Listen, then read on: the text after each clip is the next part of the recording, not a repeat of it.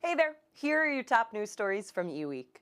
Today's topics include Apple considering dropping Qualcomm parts in its next iPhones and iPads, Apple patching the KRACK vulnerability in iOS and macOS, mobile pwn-to-own 2017 hackers exploiting fully patched mobile devices, and Google's release of a private link service to its cloud services. Apple reportedly is considering dropping Qualcomm modem parts in its next iPhones and iPads, instead buying the parts from Intel or MediaTek.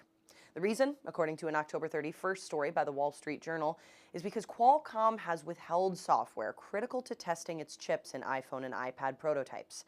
About half of today's iPhones use Qualcomm modem chips, while the other half use Intel chips.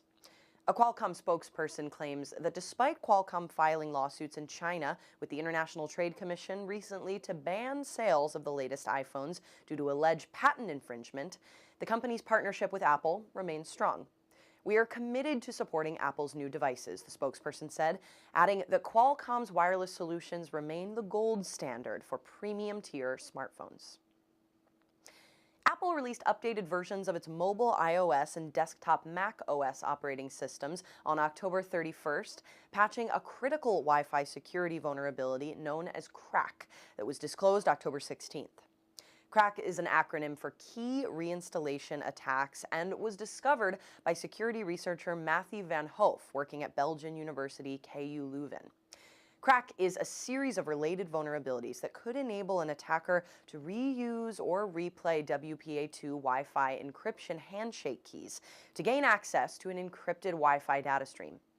A number of vendors, including Aruba, Cisco, Red Hat, Juniper Networks, XyXL, Samsung, Intel, and Microsoft, had a patch for KRACK on or before October 16th. While Apple is one of the last major vendors to release a patch, to date, there have been no major reports of any known attacks in the wild. On November 1st, the first day of the mobile pwn-to-own 2017 hacking competition in Tokyo, security researchers made a total of 7 exploit attempts against fully patched mobile devices. 5 attempts were successful, including ones on the fully patched Apple iPhone 7, Samsung Galaxy S8, and Huawei Mate 9 Pro devices. 3 of the 5 successful exploits were made against Apple devices updated with the latest iOS 11.1 operating system, including 2 browser exploits against Safari and 1 Wi-Fi exploit. Researchers also took aim at Android devices, with one researcher demonstrating a chain of flaws on the Samsung Galaxy S8 that led to arbitrary code execution. Researchers who demonstrated the successful exploits were rewarded with a total of $350,000 in prize money from Trend Micro Zero Day Initiative, which runs the contest. Also on November 1st, Google announced the general availability of its dedicated interconnect option that allows large enterprises to move a lot of data to Google's cloud services via a fast, private connection, reducing cost while delivering high bandwidth and reliability.